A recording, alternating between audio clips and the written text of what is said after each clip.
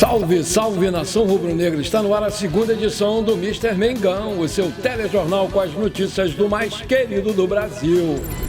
Flamengo supera Atlético Mineiro e fecha acordo verbal com jogador estrangeiro. Dono do Chelsea, com fortuna avaliada em 32 bilhões de reais, decide assinar acordo com o Flamengo. De La Cruz tem influência em polêmica confirmada há um mês antes das eleições do Flamengo. O Globo vai realizar debate entre os presidenciáveis do Flamengo.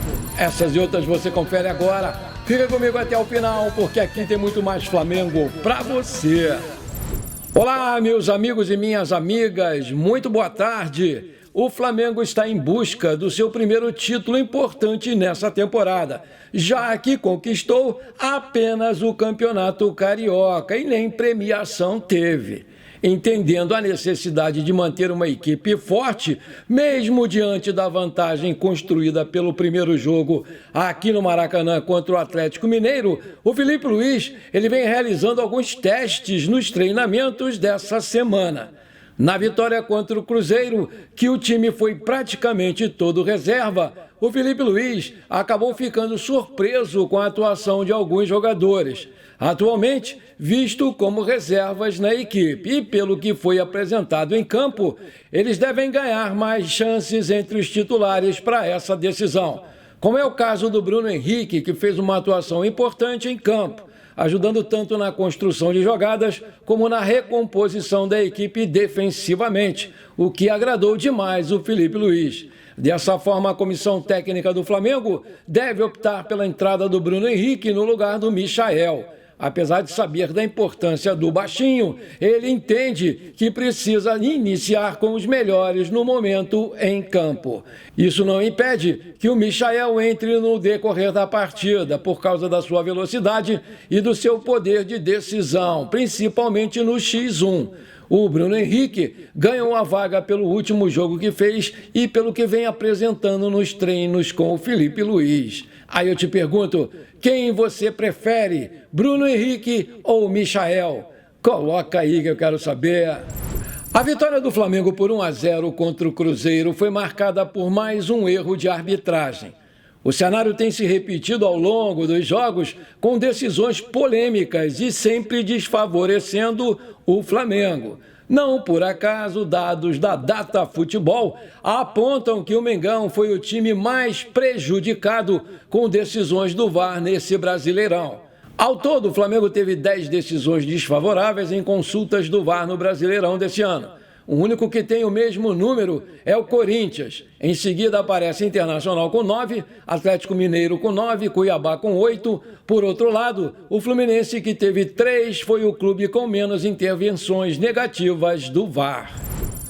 Os sócios do Flamengo aptos a votar e os torcedores poderão conhecer a fundo as propostas dos 3 candidatos para comandar aí o clube a partir do ano que vem. No dia 4 de dezembro, às vésperas do pleito marcado para o dia 9 de dezembro, o jornal Globo vai realizar um debate entre os presidenciáveis rubro-negros com a transmissão online no site e nas redes sociais do jornal a partir das 10h30, horário de Brasília.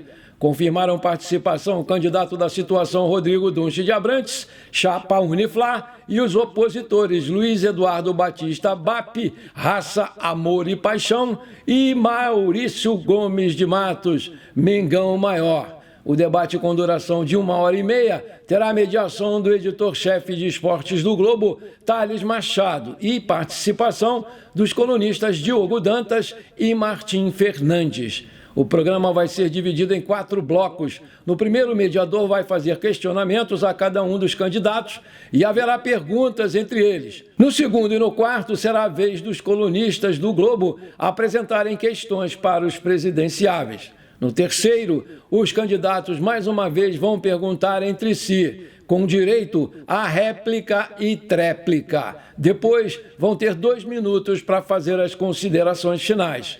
Todas as candidaturas manifestaram o desejo por uma troca saudável de ideias, projetos e propostas. E o debate está sendo estruturado justamente para que isso aconteça.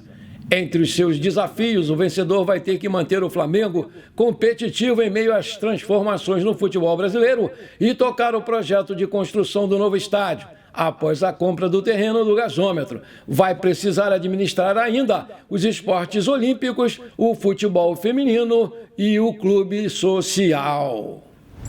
O Flamengo viu a sequência de 4 vitórias seguidas no Novo Basquete Brasil, o NBB, ser quebrada nessa quinta-feira. Afinal, o orgulho da nação acabou sendo derrotado pelo São Paulo no Morumbi por 77-75. Com esse resultado, o Flamengo perdeu a chance de reassumir a liderança do torneio.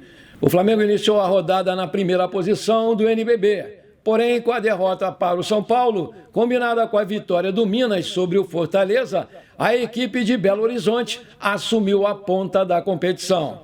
Com o resultado negativo, uma triste coincidência para o Flamengo. Essa foi a segunda derrota na competição e a segunda para um time com camisa de futebol, já que a primeira aconteceu contra o Corinthians.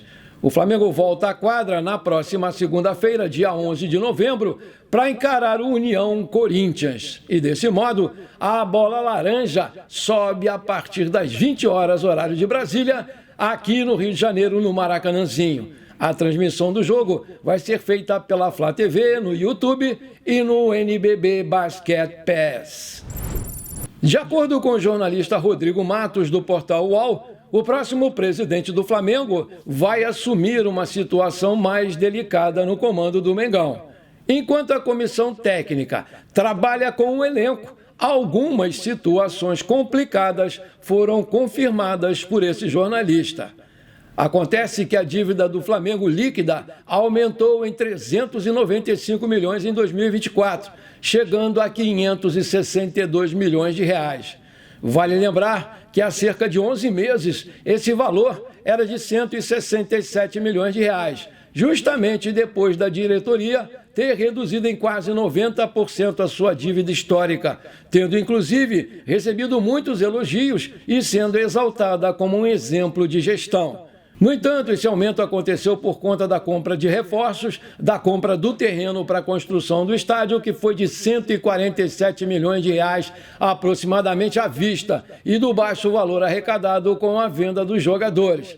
A compra do De La Cruz, por exemplo, gerou uma redução enorme no caixa do clube, porque o valor de 80 milhões de reais também foi pago à vista. No geral, a maior parte da dívida é pela compra de jogadores, atingindo um montante de 363,8 milhões de reais, sendo que 207 milhões de reais são de curto prazo, ou seja, precisam ser pagos em até 1 ano. No final de setembro, o Flamengo tinha apenas 23,9 milhões em caixa livre. Havia um valor complementar de caixa, que é o de projetos incentivados. Em 2023, o Mengão tinha encerrado o ano com 234,5 milhões de reais no caixa livre. Ou seja, houve uma redução de 210 milhões de reais durante esse ano. Isso tem impacto no cálculo da dívida líquida, pois reduz o ativo do clube. Além disso, o total de investimento em jogadores chegou a 273 milhões de reais, segundo o registro do intangível do Flamengo. Além do De La Cruz, foram feitas contratações parceladas de jogadores como o Léo Ortiz, Vinha, Alcaraz e o Plata. O argentino foi o mais caro, num total de 125 milhões de reais. Para efeito de comparação, o clube tem a receber ainda 145 milhões pela venda de jogadores. No período de 1 ano, tem direito a receber 114 milhões. A diferença total é, portanto, de 218,7 milhões de reais. O período de 1 ano, curto prazo, tem uma lacuna de 93 milhões de reais, que vai ser coberta com receitas extras. É bom destacar que isso não é considerado como uma crise financeira, já que o valor representa 0,4% da arrecadação anual de 2023. Mas o próximo presidente vai assumir com uma situação mais apertada no que diz respeito ao dinheiro do caixa. Pensando em reforçar o seu caixa, a diretoria já convive com a possibilidade de vender 3 jogadores que têm recebido propostas constantemente do exterior. São eles Wesley, Fabrício Bruno e Varela, para reforçar o seu caixa que anda meio combalido. Beleza, se você está curtindo esse programa, então não esquece, manda brasa agora no like para fortalecer o nosso canal. E se você ainda não é inscrito, bora lá, me dá esse prazer, me dá essa honra. Aperta o botão inscrever-se, aperta o sininho ali e pronto, simples assim. Muito obrigado. A diretoria do Flamengo segue atenta ao mercado da bola, inclusive já teria um acordo verbal com o lateral direito Gaston Martirena. Destaque do Racing, só faltando agora o clube fechar a negociação diretamente com o time argentino. O contrato do Martirena com o Flamengo seria por 5 temporadas e foi publicado no TIC Sports da Argentina há algumas semanas atrás. Ainda de acordo com essa publicação, o Gaston Martirena, que ainda interessa também a outros clubes do Brasil, está avaliado em cerca de 20 milhões de reais pelo finalista aí da Copa Sul-Americana, que é o Racing. O Atlético Mineiro também estaria interessado no jogador, mas esse já disse que vai dar prioridade ao Flamengo, onde tem alguns conterrâneos como Arrascaeta, De La Cruz, Vinha e Varela. O Flamengo trabalha com a ideia de intensificar as conversas depois da decisão da Sul-Americana contra o Cruzeiro e também da Copa do Brasil contra o Atlético Mineiro. Para 2025, o Mengão pode perder 2 principais nomes para a posição, o Wesley e o Varela, e por isso já pensa numa reposição para essa posição. O Wesley, que vem se firmando a cada dia no time principal, pode ser uma venda espetacular do Flamengo e sair em 2025 para o Manchester United ou para o Milan da Itália ou ainda para o poderoso Barcelona da Espanha. Nascido no Uruguai, o Martirena está com 24 anos e soma 31 jogos em 2024. Com 5 gols, 5 assistências, antes do Racing, ele defendeu o Liverpool de Montevidéu. O Racing tem 70% do passe do Martirena e o Liverpool do Uruguai tem os outros 30%. E nessa mesma vibe aí do Wesley, o Chelsea da Inglaterra é mais um interessado no jogador que o considera um jovem super promissor, de um enorme talento e valor e que tem tudo para ser um dos melhores laterais direitos do mundo. O Bola VIP Brasil apurou que o clube inglês está disposto a pagar ao Flamengo cerca de 21 milhões de euros, 130,6 milhões de reais na cotação atual. O novo dono do Chelsea, Todd Boehly, tem feito enormes investimentos em jovens valores, pensando no presente e principalmente no futuro. A ideia do bilionário com uma fortuna avaliada em 32 bilhões de reais é conseguir colocar os Blues no topo em poucos anos e se tornar o melhor elenco do futebol mundial. Vale destacar que o Wesley tem 21 anos, completados em setembro. É um lateral direito destro que também pode jogar de ponta direita. Está nos profissionais do Flamengo desde janeiro de 2023. Tem contrato com o Mengão até 31/12/2028. Ganha atualmente R$400 mil de salários e o seu passe está avaliado pelo site Transfer Market em 6 milhões de euros. A sua multa rescisória é de 200 milhões de euros, 1,1 bilhão de reais na cotação atual.